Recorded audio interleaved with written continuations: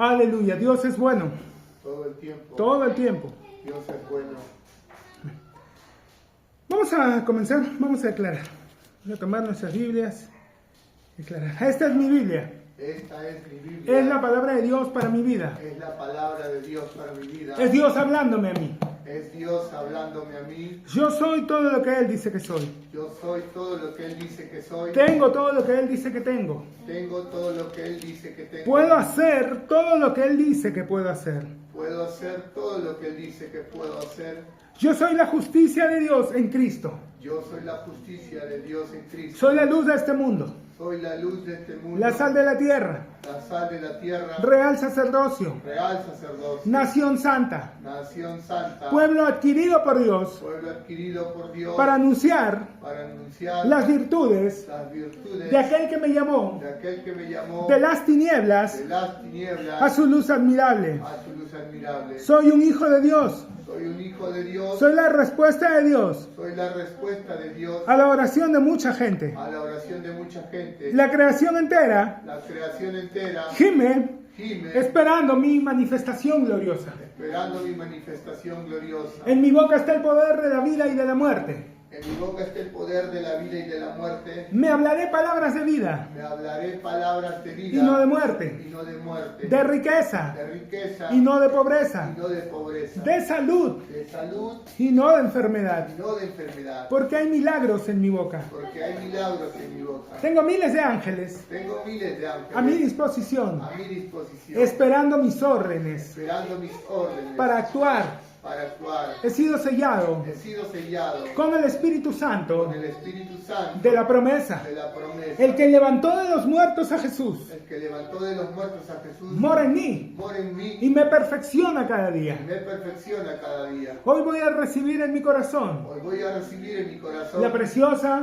preciosa, siempre viva, siempre viva, fructífera fructífera y poderosa semilla y poderosa semilla de la palabra de Dios. de la palabra de Dios. Mi mente está alerta, Mi mente está alerta, mi corazón está mi dispuesto. corazón está dispuesto. Nunca más seré el mismo. Nunca más seré el mismo. Nunca, Nunca, nunca, nunca, nunca más nunca más seré el mismo. seré el mismo. Amén. Amén. Amén. Vamos a ir al libro de Romanos. Vamos a continuar. Romanos capítulo 9, versículo... Vamos a empezar desde el versículo 30. ¿Qué pues diremos? Que los gentiles que no iban tras la justicia han alcanzado la justicia. Es decir, la justicia que es por fe. Mas Israel, que iba tras una ley de justicia, no la alcanzó. ¿Por qué? O sea, y aquí para que lo vayamos entendiendo, ¿por qué, hermano? ¿Por qué este tema de la gracia y por qué, qué tiene de malo querer cumplir los 10 mandamientos? ¿Cómo así? No entiendo cómo podría ser un estorbo para alguien intentar ser buena persona. Aquí lo vas a entender. Aquí te explica por qué se vuelve un estorbo. Miren, el diablo tiene sus méritos, ¿ok? Él es una persona que... Él es alguien que no está jugando a ser diablo. Él es diablo 24/7, o sea, no se le puede acusar de no ser persistente, de no estar ahí todo el tiempo. Pero hay ciertas cosas que la gente a veces le atribuye que en realidad no las tiene. Él, por ejemplo, él no sabe qué es lo que la gente está pensando. No tiene esa capacidad, él no es Dios. Él no lee los pensamientos de nadie. Es la única forma en que se entera de qué es lo que la gente piensa es cuando sale por la boca. De la abundancia del corazón habla la boca. Es la única manera en que él se entera si algún pensamiento que él lanzó, la persona lo recibió, lo incubó, lo tiene allí, o si le entró por un oído y le salió por el otro. La única manera en que se entera si funcionó, si pegó, si causó algún, es cuando sale por su boca. Vamos entendiendo. Por eso es que hay ciertas ocasiones en que es mejor callarte. Por eso la palabra dice que hay tiempo de hablar y hay tiempo de callar. No hagas aseveraciones cuando estás en un momento de euforia, de éxtasis. No hagas promesas cuando estás muy eufórico, ya sea por tristeza, por ira, por alegría. No hagas compromisos, no hipoteques tu futuro en momentos así. Porque lo que va a salir más que nada van a ser expresiones emocionales, pero no necesariamente cosas que hayan sido debidamente razonadas.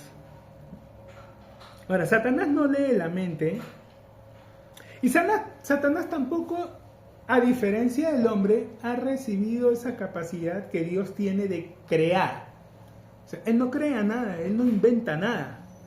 Él usa lo ya creado, él pervierte los principios divinos, los invierte, pero él no crea, no inventa nada. Dios no le dio esa capacidad de inventar, que sí tiene el hombre.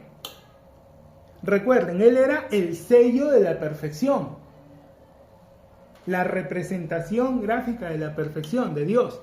Pero el hombre fue hecho imagen y semejanza de Dios. Es diferente.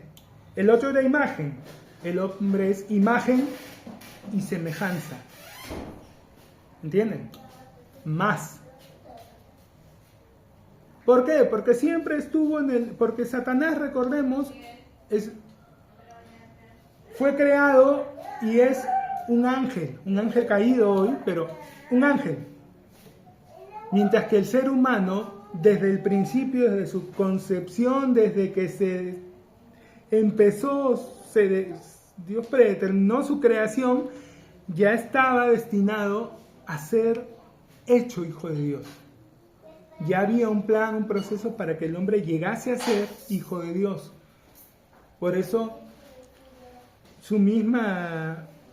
en su mismo diseño había algo adicional, imagen y semejanza. Entonces Satanás no es muy creativo. Por eso no esperen que él realmente traiga algo, wow, novedoso. ¿Y por qué dice eso usted, hermano? Lee Eclesiastés. ¿Qué es lo que es? Lo que antes fue. Nada hay nuevo debajo del sol. Ah, pero eso lo decía Salomón, inspirado por el Espíritu Santo, si no, no estaría escrito aquí. Satanás no crea nada, no inventa nada. O algo que vio hacer a Dios lo pervierte o simplemente repite su misma estrategia. Te lanza el mismo producto, nada más le cambia el envase y listo. Entonces, por eso es que cuando tú vas y lees en la Escritura y encuentras las diferentes sectas, los diferentes grupos que existían en la época en que Jesús estuvo aquí en la tierra, y luego ves que en Apocalipsis aparecen varios de ellos, es porque simplemente van cambiando de nombre, pero las mentiras son las mismas. Cuando Jesús habla con los fariseos, les dice que iba a ser demandado de mano de ellos toda la sangre justa que se había derramado, desde la sangre de Abel. Pero si Abel lo mató Caín, no lo mataron los fariseos. Pero es que el espíritu que había en los fariseos era el mismo espíritu que estuvo en Caín. O sea, no cambia, es lo mismo. Simplemente cambia el envase, pero el producto, la esencia, es la misma. Entonces, ¿cuál es el detalle con la ley? La ley fue dada por Dios. Hermano, ¿usted está en contra de la ley? Por supuesto que no. ¿Cómo va a estar en contra de algo que Dios dio? Pero estoy de acuerdo con la ley para lo que Dios la creó, para lo que fue hecha. La ley no fue hecha para darle al hombre una relación con Dios. No fue dada para eso. Y eso, de nuevo, no lo dice el pintor austriaco, no lo dice el hombre en los billetes de $100, no lo dice Martín Lutero, no, lo dice un hombre, un judío, un hebreo de hebreos, amante de su herencia, pero que conocía la Escritura.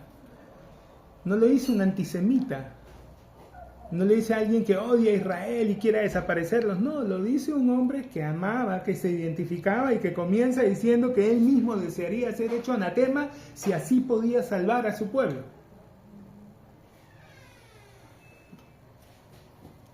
¿Por qué falló Israel? Mas Israel, que iba tras una ley de justicia, no la alcanzó. O sea, los gentiles que no lo estaban buscando, lo hallaron. E Israel, que iba atrás de eso, no le alcanzó. ¿Cómo así? O sea, ¿cómo puedes ganar, alcanzar lo que otro se esforzó y no logró y tú por accidente lo tienes? ¿Eres mejor que ellos? ¿Esa es la razón? O sea, ganaste la carrera de 100 metros porque físicamente estás mejor que el que se entrenó toda su vida para correr. ¿Cuál fue la diferencia? ¿Qué pues diremos? Que los gentiles que no iban tras la justicia han alcanzado la justicia, es decir, la justicia que es por fe.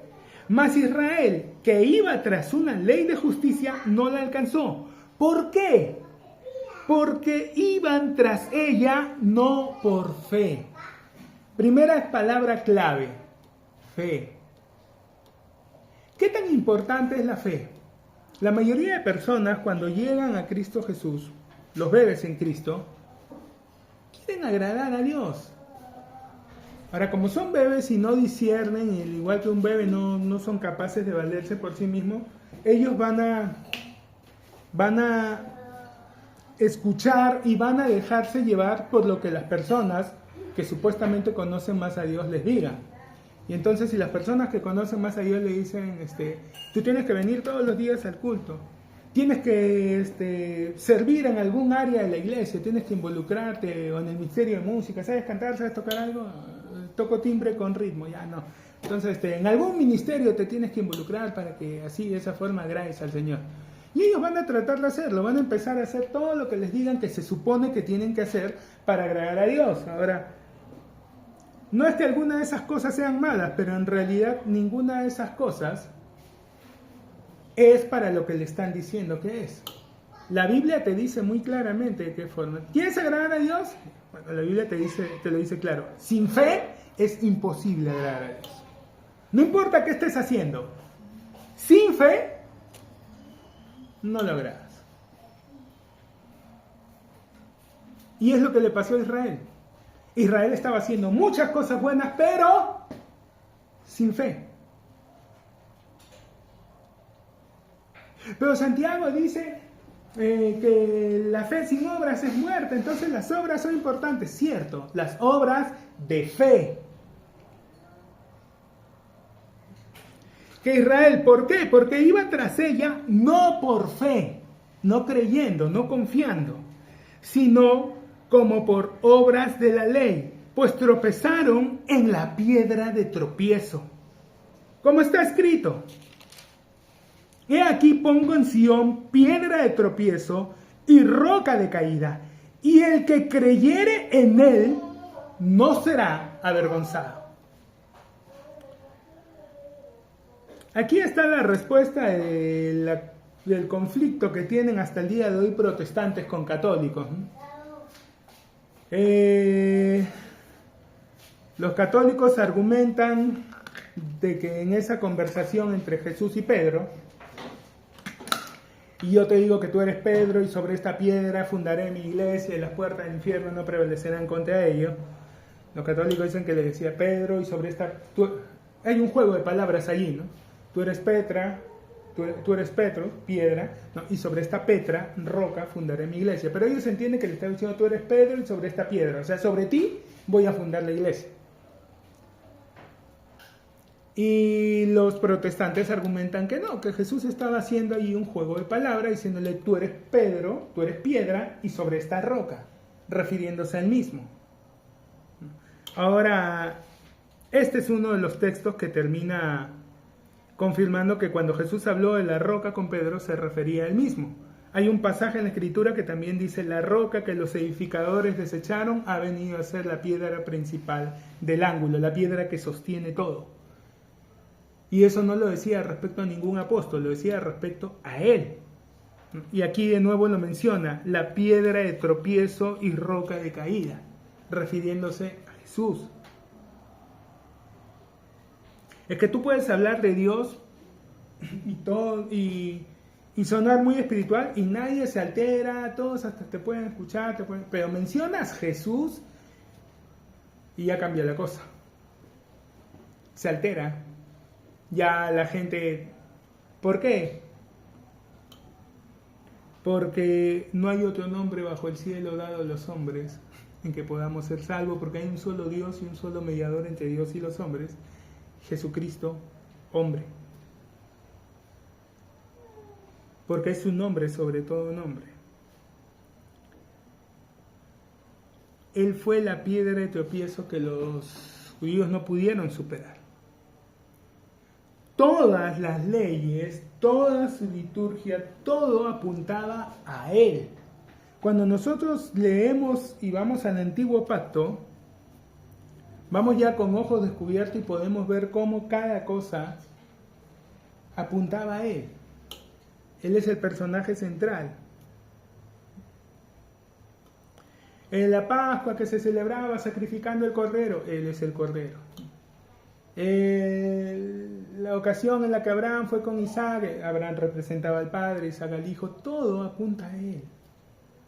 Desde el Génesis, la primera profecía que se da la da Dios mismo, cuando está hablando con la serpiente y le dice, y pon enemistad entre tú y la mujer, entre tu simiente y su simiente.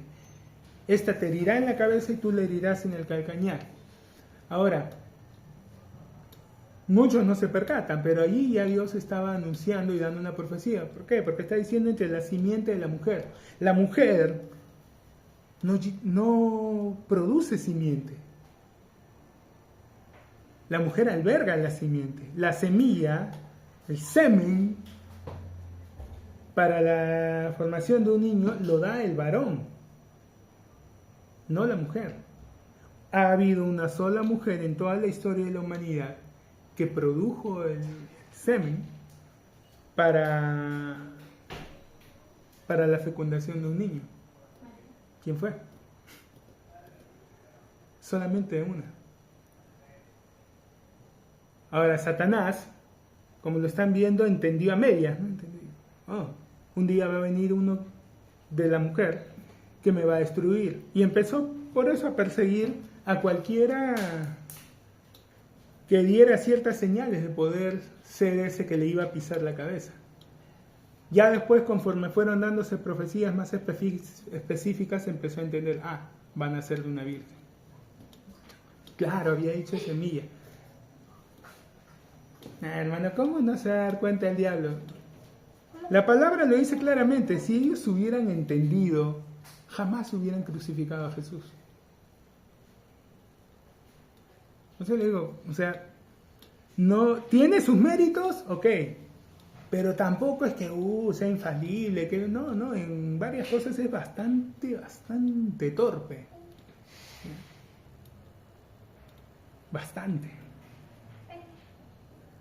He aquí pongo en Sión piedra de tropiezo y roca de caída, y el que creyere en él no será avergonzado. Hermanos, ciertamente el anhelo de mi corazón y mi oración a Dios por Israel es para salvación. Pablo ya nos estaba diciendo cuál es la oración que debemos tener para con Israel.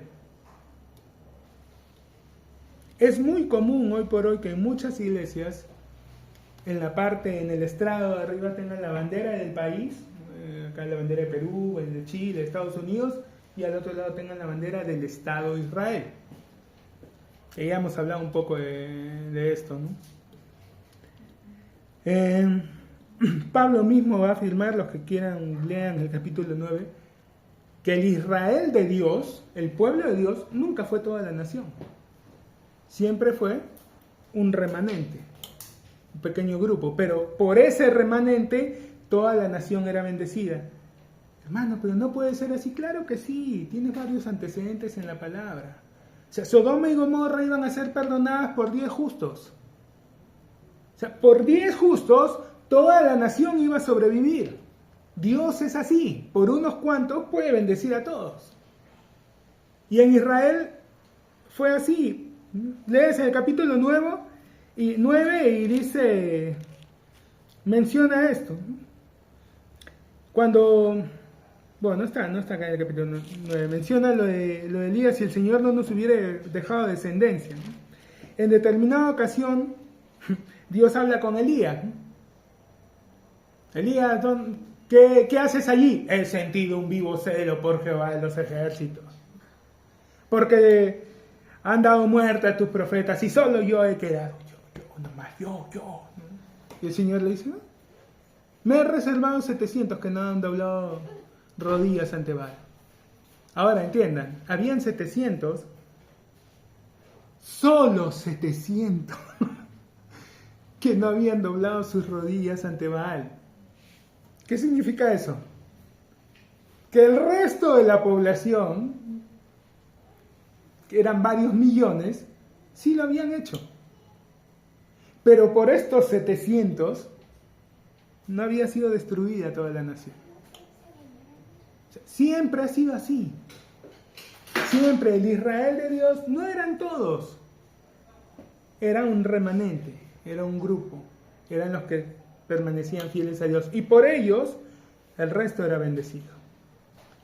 Pero el resto, claro, el resto pensaba que eran porque se habían circuncidado al 8º día.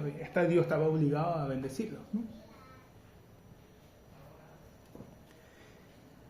Hermanos, ciertamente el anhelo de mi corazón y mi oración a Dios por Israel es para salvación. No es, hay que bendecir a Israel, porque la Biblia dice, bendeciré a los que te bendijeren y a los que te maldijeren maldeciré. Sí, dice eso. ¿Saben a quién se lo dijo Dios? A Abraham. Y le dijo que esa promesa era para él y para su descendencia. Y Pablo va a decir muy claramente que la descendencia a la que Dios se refiere no era su descendencia en la carne, sino su descendencia en la promesa. Porque de nuevo, Abraham tuvo varios hijos. E Isaac ni siquiera fue el primer hijo, fue el segundo. Pero la promesa fue a él. Después de Isaac tuvo como 6, 7 hijos más. Pero la promesa fue dada a Isaac. Pero tuvo otros hijos. Sí, pero no fue para ellos. Sí. Dios le dio esa promesa a Abraham: bendeciré a los que te bendijeren y maldeciré a los que te maldijeren. Se la dio a él y a su descendencia. ¿A todos? A los de la promesa. De nuevo, y no es un antisemita el que lo está diciendo. Es un hombre plenamente identificado con su nación, pero tiene claro cuál es la posición de su nación respecto a Dios. La iglesia hoy quiere, en muchas escuelas quieren enseñar de que para Dios hay 3 tipos de personas. Está el mundano, está el creyente y está el judío, porque el judío es un trato especial con Dios, porque Dios le prometió, le hizo promesas, que dijo que aunque el cielo y la tierra pasen, ya lo explicamos la vez pasada, la mayoría de veces cuando aparece esa frasecita, pasen el cielo y la tierra, nosotros desde nuestra perspectiva entendemos que pasen el cielo y la tierra, o sea, cuando sea el fin de todo, ¿no? Cuando hay un cielo nuevo y tierra nueva. Pero no, cuando tú le preguntas a un judío, ¿qué significa el cielo y la tierra? Esta frase que aparece tan seguida en la Biblia, entonces, el templo. Porque es como ellos lo conocían. Era el cielo, era la unión del cielo y la tierra. Era donde se juntaban ambas realidades. La presencia de Dios estaba allí y el sacerdote venía y se presentaba allí con Dios. Entonces cuando dice que hasta que el cielo y la tierra pasen, o todo, ¿qué estaba hablando? Hasta que el templo cese, y eso pasó en el año 70. Ha habido un cambio de pactos. ¿Dudas? Vayan a Hebreos, lean el capítulo 7, me parece que está 6, 7, donde habla de Melquisedec y lo explica claramente. Si hay un cambio de sacerdocio, significa que ha habido un cambio de pactos. Si ustedes creen que todavía Israel es la nación elegida por Dios y que ellos son el canal por el cual nos acercamos, entonces están negando el sacerdocio de Cristo y tendríamos que seguir acercándonos por medio de los descendientes de Aarón. Pero ya no está el templo, ¿no? Ni los descendientes de Aarón están allí sirviendo. Hubo un cambio. Si hubo un cambio de sacerdocio, significa que ha habido un cambio de pacto. No es tan complicado.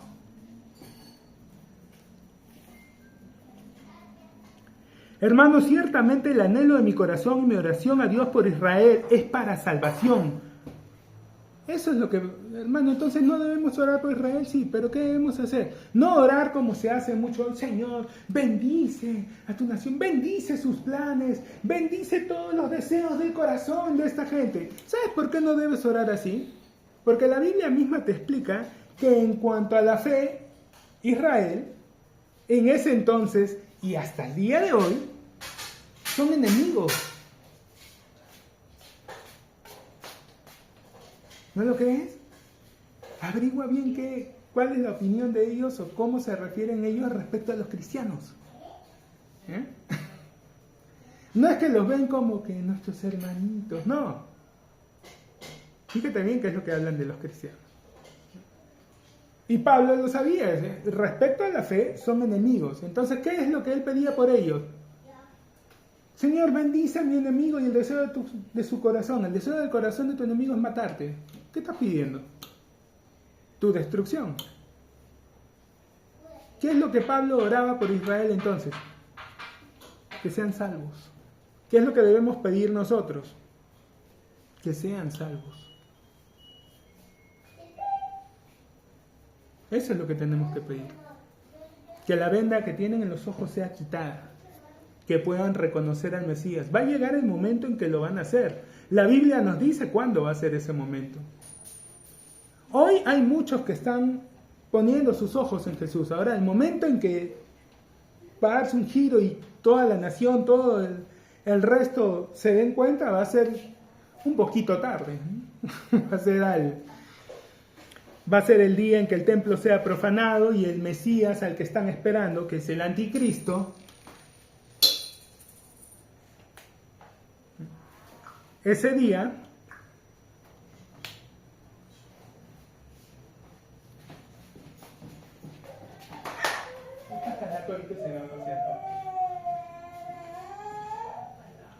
¿ya? El día que el anticristo profane el templo, en ese momento se van a dar cuenta que si no era el Mesías, y van a empezar se les van a abrir los ojos y van a darse cuenta que el Mesías al que han rechazado es el real Mesías y van a empezar a clamar. Como dijo Jesús, ¿cuántas veces quise juntarte como la gallina junta a sus polluelos y no quisiste? No me verás de nuevo hasta que aprendas a decir Baruch Abba Beshem Adonai. Bendito el que viene en el nombre del Señor. ¿Cuándo va a pasar eso? Cuando se desengañen. Pero ya en un momento la persecución va a estar a todo dar. Hoy muchos lo están haciendo.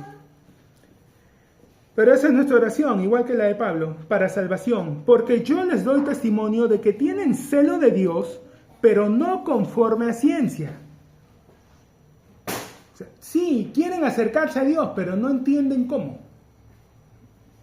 Porque ignorando la justicia de Dios y procurando establecer la suya propia, no se han sujetado a la justicia de Dios. Ese es el problema, de nuevo.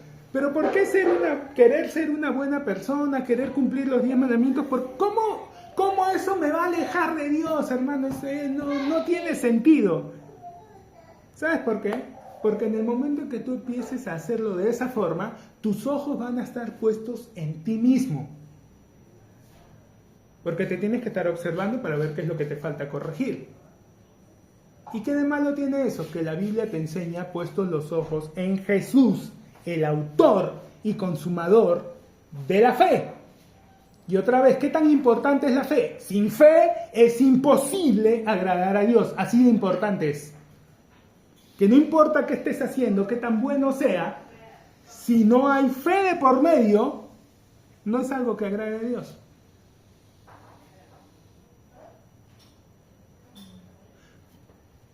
Y no solo no es algo que agrade. ¿Quieres verlo un poco más fríamente? Todas nuestras justicias que dice ese pasaje son como trapo de inmundicia delante de él. Entonces, lo que estés haciendo no solo no le va a agradar, lo va a asquear, porque está contaminado con otras cosas. Porque hay detrás de eso orgullo, vanagloria. Hay cosas de las que él no se va a agradar.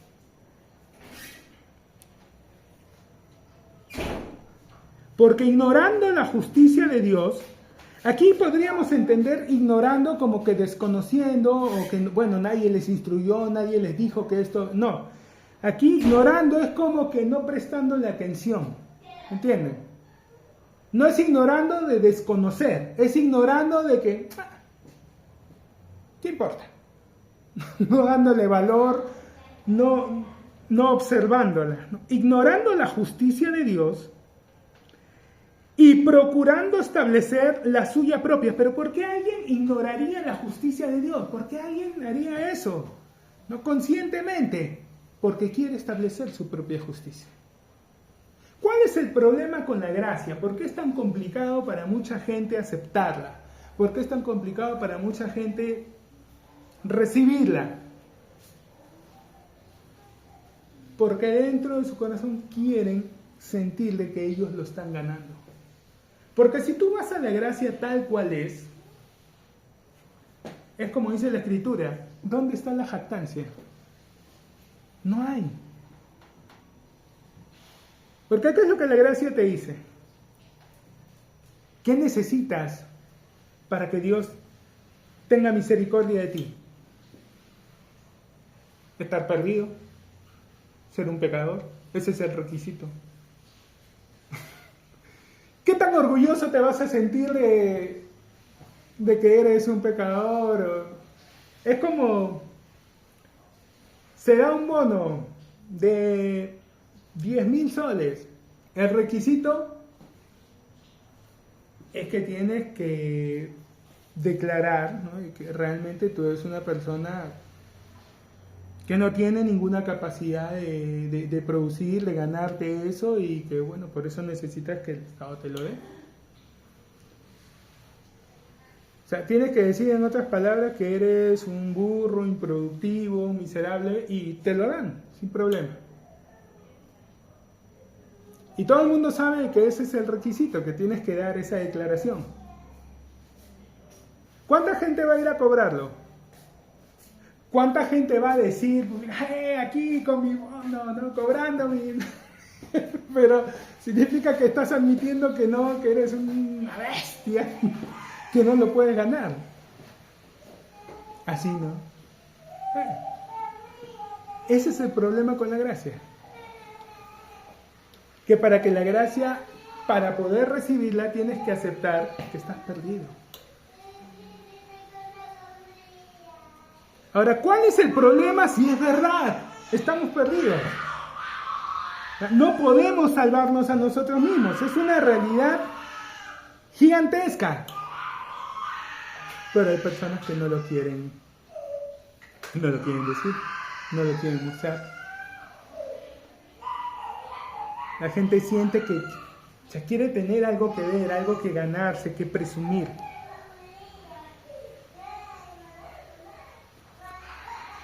Porque ignorando la justicia de Dios y procurando establecer la suya propia, no se han sujetado a la justicia de Dios. Porque el fin de la ley, el propósito, la finalidad de la ley es Cristo.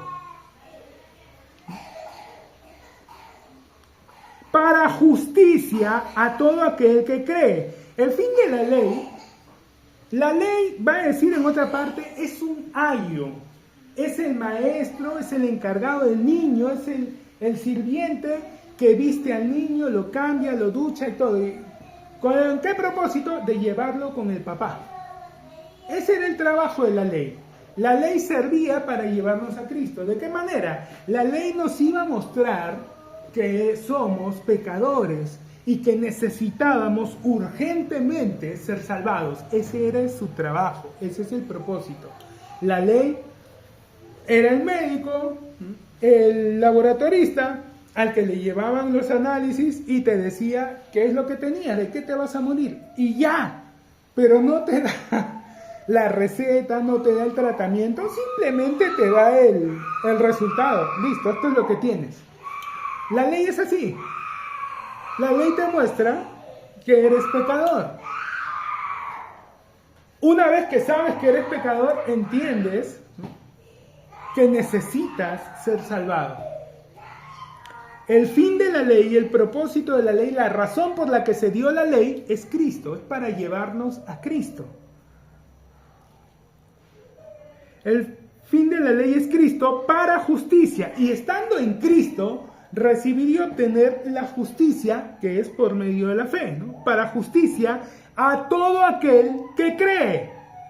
Porque de la justicia que es por la ley, Moisés escribe así: el hombre que haga estas cosas vivirá por ellas. ¿Cómo te puedes dar cuenta si te estás moviendo en ley o si estás moviéndote en la gracia?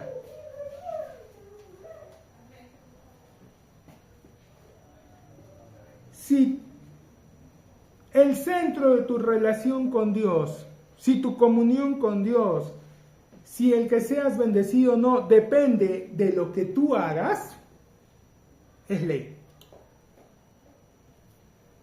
Así de fácil. Pero hermano, es que de todas formas yo tengo que hacer. Sí, no te estoy diciendo que no tengas que hacer. Lo que te estoy diciendo es, si tú en tu mente y en tu corazón piensas que esa es la razón, que ese es el centro, te estás moviendo en ley.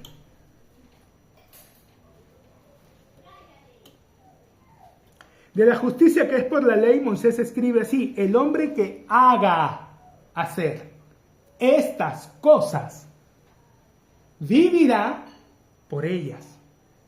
Lo que tú haces es lo que te bendice.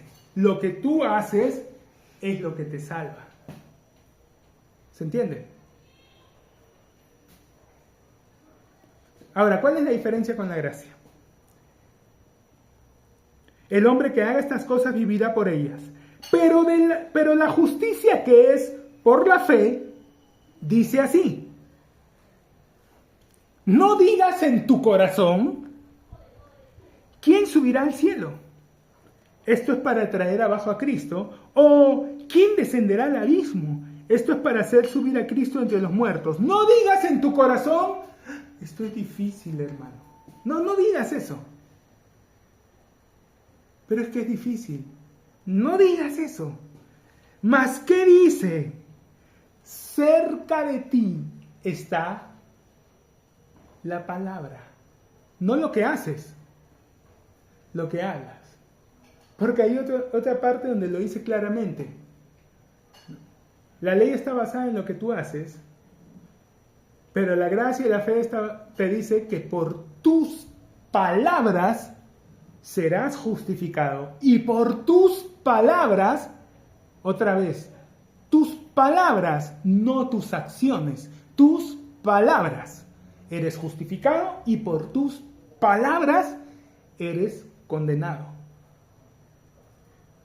Ahora, nosotros normalmente decimos hechos y no palabras, ¿no? A los políticos, más acción y no palabras.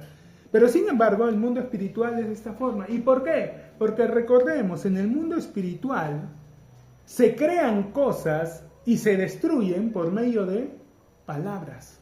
El mundo espiritual se rige por palabras. Todo lo que vemos fue hecho por la palabra de Dios. Las palabras tienen una trascendencia mayor. Por eso dicen, de la justicia que es por la ley, tú actúas. Pero de la justicia que es por la fe te dice, no digas, o sea, no hables incorrectamente, no digas ¿Quién subirá al cielo? ¿Quién descenderá al abismo? No digas que esto es difícil. No lo veas según tu posibilidad. ¿Quién va a subir al cielo? ¿Quién va a descender al abismo? No lo veas. No pienses en tu capacidad o en quién puede hacerlo. ¿Mas qué dice? Cerca de ti está la palabra. Esto es tan fácil como eso. Abre tu boca y decláralo. Jesús ve a un hombre paralítico y se le acerca y le dice: tus pecados te son perdonados. Y la gente se escandaliza. ¿Quién se cree este para perdonar pecados? Y Jesús voltea y les dice: ¿qué es más fácil decir? Genial, que no les dice qué es más fácil hacer, les dice qué es más fácil decir. ¿Tus pecados te son perdonados? O levántate, toma tu lecho y anda. Realmente es más fácil decirle tus pecados te son perdonados. ¿Por qué? Porque ¿quién va a saber si realmente pasó o no? O sea, se lo dices y la persona a la que se lo está diciendo es el único. ¿Hay alguna forma de verificar físicamente que fue perdonado? No. Es algo que le dices y ya. Jesús le dijo, ¿qué es más fácil decir? Pero para que vean que el Hijo del Hombre tiene potestad para perdonar pecados, mira de nuevo y le dice: levántate, toma tu lecho y anda. Y el tipo se levantó, tomó su lecho y se fue. Ya no podían cuestionar que lo que le había dicho primero podía hacerlo. No digas en tu corazón quién subirá al cielo, quién descenderá. ¿Qué dice? Cerca de ti está la palabra, en tu boca y en tu corazón. Esta es la palabra de fe que predicamos. Que si confesares con tu boca que Jesús es el Señor, algo que cualquiera podría verificar. Llevamos a una persona a la iglesia, se sienta, invitan a hacer la oración y la vemos y la escuchamos que está confesando con su boca: te recibo en mi corazón como mi Señor. Si confesares con tu boca que Jesús es el Señor, cualquiera podría dar testimonio de eso. Y creyeres en tu corazón que Dios le levantó de los muertos. ¿Alguien podría dar testimonio de eso respecto a otro? No. ¿Tú realmente sabes si en su corazón esa persona creyó? No, no hay forma de saber. Nadie excepto Dios, tal vez la misma persona, lo saben. Cerca de ti está la palabra, en tu boca y en tu corazón. Esta es la palabra de fe que predicamos. Que si confesares con tu boca que Jesús es el Señor y creyeres en tu corazón que Dios le levantó de los muertos, serás salvo. No, hermano, pero es que yo escuché que la salvación es un proceso. Además, en Santiago dice que perseverar en la palabra con la que podáis salvar vuestras almas. ¿Ves? La salvación entonces es algo que alguien tiene que... No lo hice en ese sentido. Crees que tu espíritu es salvo y tu alma no, entonces tu espíritu se va a la presencia del Padre y tu alma va a ir a atormentarse al Seol. No se refiere a eso. ¿Ya? Cuando está hablando de que salvar vuestras almas, es como cuando dice más adelante acá en Romanos, os ruego que presentéis vuestro cuerpo en sacrificio santo, agradable, que es vuestro culto racional, no conforméis a este siglo, sino transformados por medio de la renovación de vuestro entendimiento. Se refiere a eso, salvar tu alma. ¿Por qué? Porque todos somos conscientes de que los cristianos, aunque sean salvos, son personas que se pueden enfermar, que les pueden pasar problemas, que pueden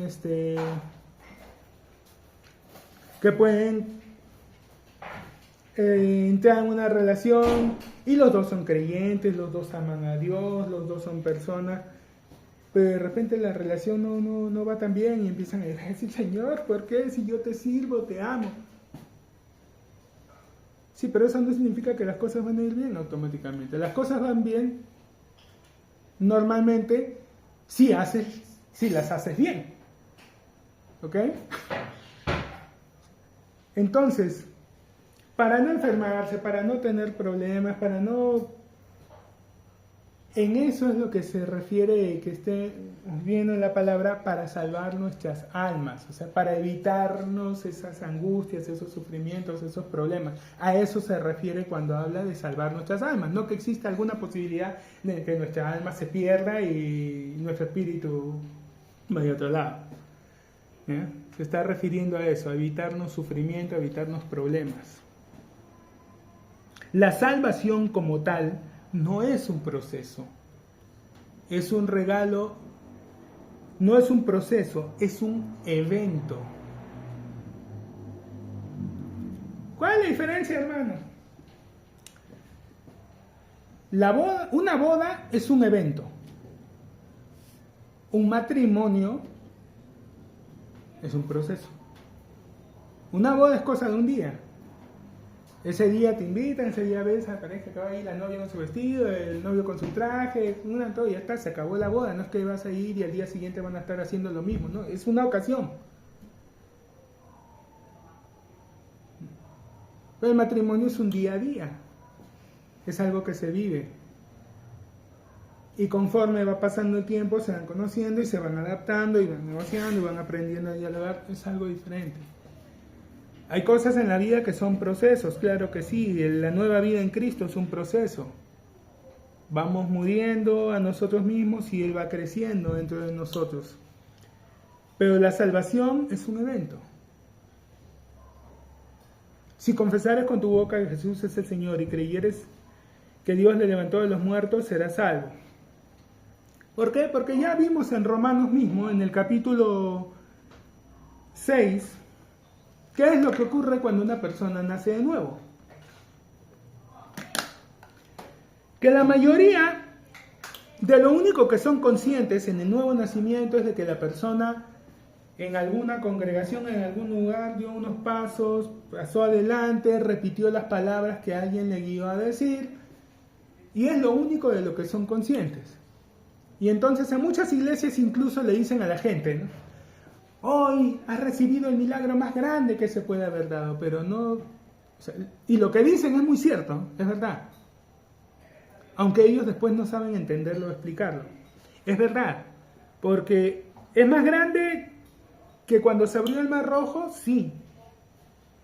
Es más grande que las plagas en Egipto, sí. Es más grande que todo lo que se haya visto. ¿Por qué? Porque para abrir el Mar Rojo, para resucitar un muerto, para todas estas cosas, se alteran algunas leyes. Algunas leyes.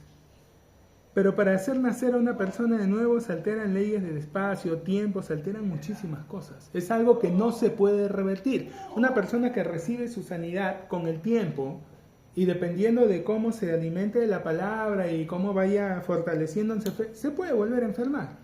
Las personas que regresaron a la vida después de haber partido, con el tiempo y los años volvieron a partir de la presencia del Señor.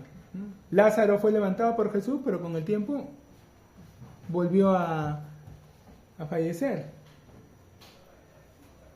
Pero el nuevo nacimiento es algo imposible de revertir. O sea, lo que Dios hizo cuando... Y está en Romanos 6, ¿no? Ya lo hemos leído, lo hemos visto, que fuimos sepultados juntamente con Él, ¿no? Al ser sumergidos, dice en el bautismo.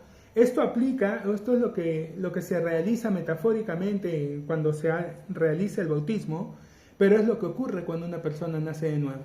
Es introducida en Cristo Jesús, es sepultada con Él, en el momento de la crucifixión, es introducida en Cristo, muere con Él, sepultada con Él, y cuando Jesús se levanta es traída de nuevo en el tiempo y puesta allí, es una nueva criatura.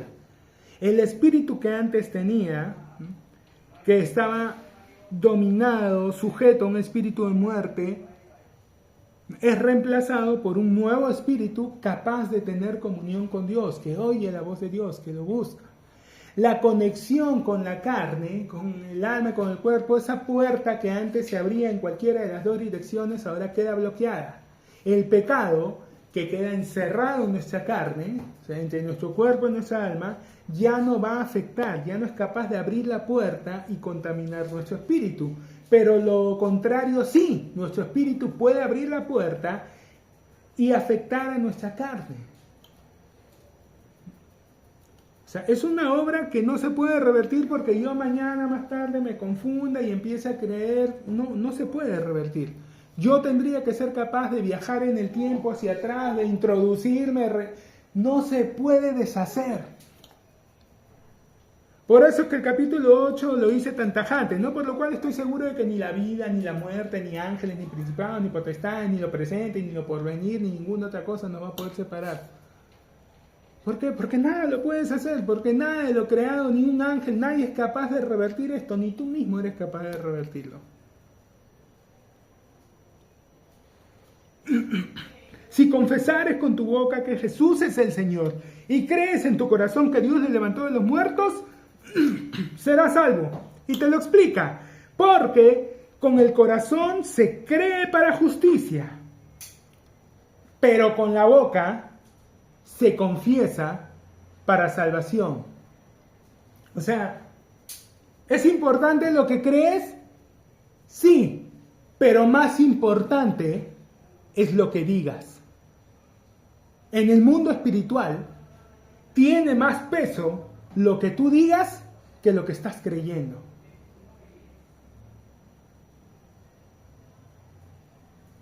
Tú puedes estar, pero para que quede claro, tú puedes estar orinándote de miedo. ¿Eh? Algo te puede aterrorizar.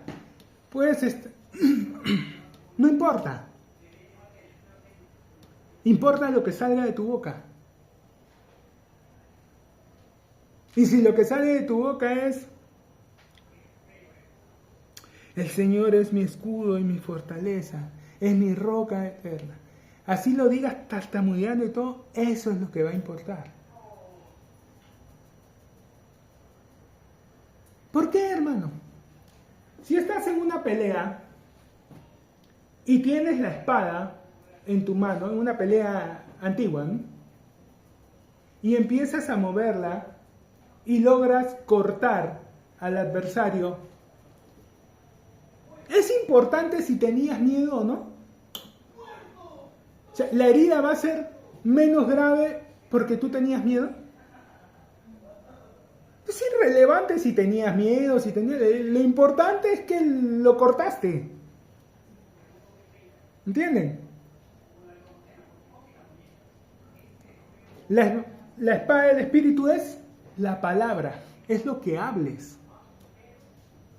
La Biblia enseña mucho sobre el hablar correctamente. Es algo que se menciona mucho en la Escritura.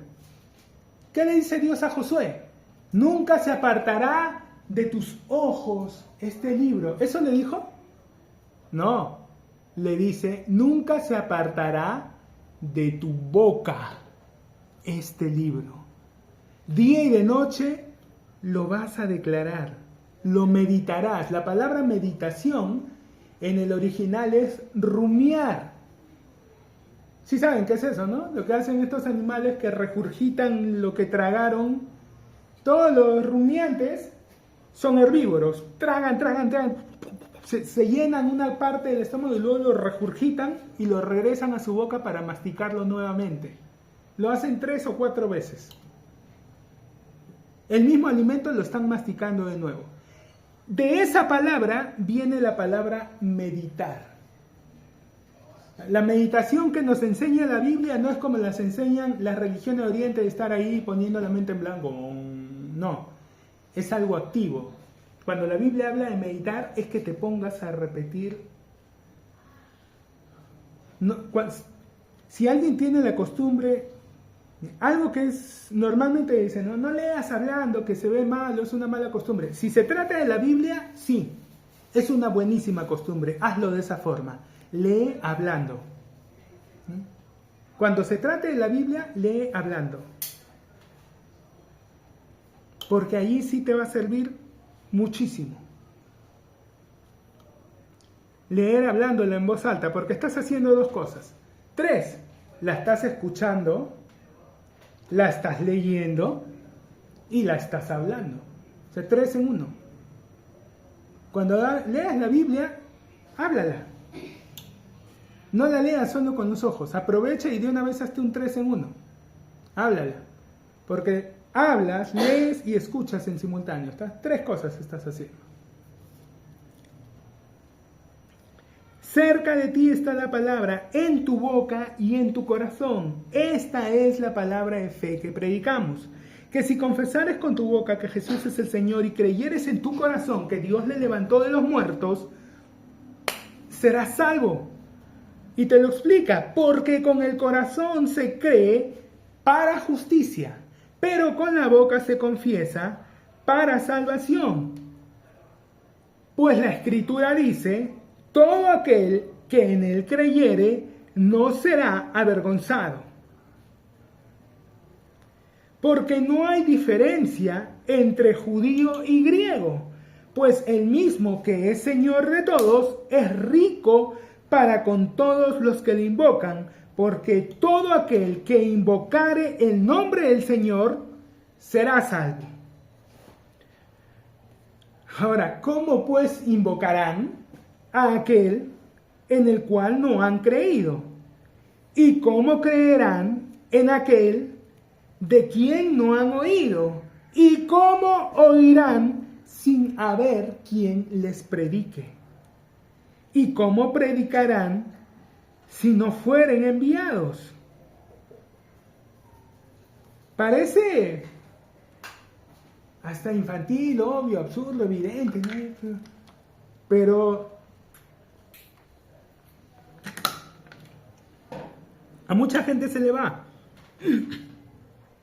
Converso a veces con algunos hermanos que hoy pues están creciendo bastante, están entendiendo y viendo las cosas de Dios, y como dice la Escritura, a veces la vaca se olvida cuando fue ternera. No lo dice la Escritura. Como dice el dicho, la vaca se olvida cuando fue ternera. Entonces, hay gente que a veces dice, ay, no sé por qué yo le hablo a las personas y no entienden, y a veces me enoja un poco. Y yo me sonrío nada más porque si supieran que yo cuántas veces he tenido ganas de agarrar y meterle un bibliazo ahí porque no entendían, y ahora ellos son los que se enojan un poco porque la gente no entiende. Entonces me sonríe y les cito esto, pero ¿por qué no creen? Pero si es tan fácil, deberían, ¿por qué no? Yo digo, pero ¿por qué no le piden a Dios? ¿Por qué no invocan? Digo, ¿cómo pues invocarán a aquel en el cual no han creído? ¿Y cómo creerán en aquel de quien no han oído? ¿Y cómo oirán si no se les predica? Así que la fe es por el oír, y el oír por la palabra. No basta con que se lo digas una vez. ¿Cuántas veces necesitaste escucharlo? Y ahí sí se lo digo así con cariño, ¿no? ¿Cuántas veces has necesitado escuchar esto para que...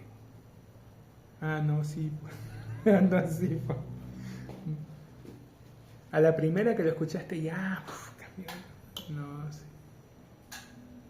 Hoy mismo no hay cosas en las que todavía necesite seguir escuchando para poder... Sí. Entonces sí, pasa esto, ¿no? Que todos quisiéramos, pero entonces es fácil, ¿por qué la gente no simplemente lo hace? ¿Cómo van a invocar a aquel cuando han creído? ¿Por qué no se lo piden a Dios? Porque no creen en Dios. ¿Y por qué no creen en Dios? Porque no les han hablado de Dios. Por lo menos no el Evangelio tal cual es. Porque de nuevo les dicen que deben hacer una serie de cosas que en realidad no son cosas malas, pero no van a traer el resultado que están buscando. No son cosas que los van a acercar a Dios. Son cosas que los pueden servir para ellos, claro, pero no es que son cosas que los van a acercar a Dios. Es más, ¿cuál es el problema entonces? Bueno, pero de todas formas no tiene nada de malo hacerlas, ¿no? El problema es que como de todas maneras son cosas buenas, pueden crear una sensación que evite abordar el problema. O sea, es como estar enfermo y en lugar de atacar la enfermedad, simplemente empezar a tomar medicamentos para calmar los síntomas. ¿Cuál es el problema con eso? Yo sé que las personas inteligentes, ¿no? Que en algún momento han necesitado de este tipo, nunca les ha pasado como le pasa a mucha gente torpe, de que al no tener síntomas, ya se relajan y piensan, bueno, entonces ya estoy bien, ¿no? Y se olvidan de la enfermedad, y después cuando regresa viene más fuerte, más pesado, porque nunca trataron realmente con el problema, simplemente paliaron un poco la incomodidad, el malestar. Ese es el detalle, que estas cosas distraen a la gente y le hacen pensar y sentir que están bien, cuando no es así. Y el diablo pues los deja porque, de nuevo, el trabajo del diablo es distraer a la gente, alejarla de Dios. Entonces si tú te sientes bueno y todo, no le importa, con tal de que no te acerques a Dios. Así que la fe es por el oír y el oír por la palabra de Dios. Pero digo, ¿no han oído? Antes bien, por toda la tierra ha salido la voz de ellos y hasta los fines de la tierra sus palabras. También digo, ¿no ha conocido esto Israel? Primeramente Moisés dice, yo os provocaré a celos con un pueblo que no es pueblo, con pueblo insensato os provocaré a ira. E Isaías dice resueltamente, fui hallado de los que no me buscaban. Me manifesté a los que no preguntaban por mí.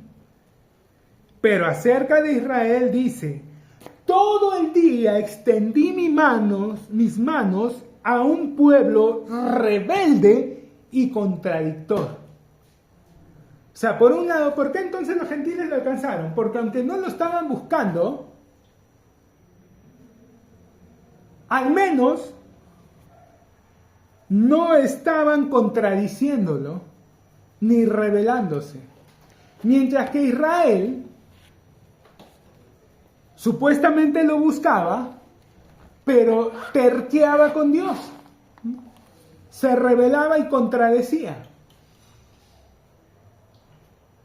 ¿Qué es preferible? De nuevo, varios hermanos me comentan, hay personas con las que ya no estoy hablando. ¿Por qué? Porque no, me dicen, no, pero esto, y no quiero estar discutiendo. En cambio, estas otras personas, ahora estoy compartiendo con unas personas que ni siquiera van a la iglesia, son pero al menos no me discuten. O sea, les hablo y reciben, les hablo de que Dios es bueno y reciben, de que Dios quiere bendecirlos, sanarlos y reciben. No ponen peros, no ponen nada, creen. Fue bienvenido a lo que le pasó a Dios. Fui hallado de los que no me buscaban. Pero Israel todo el día extendí mis manos a un pueblo rebelde y contradictor. Por hoy vamos a dejarlo ahí. Continuamos la próxima semana.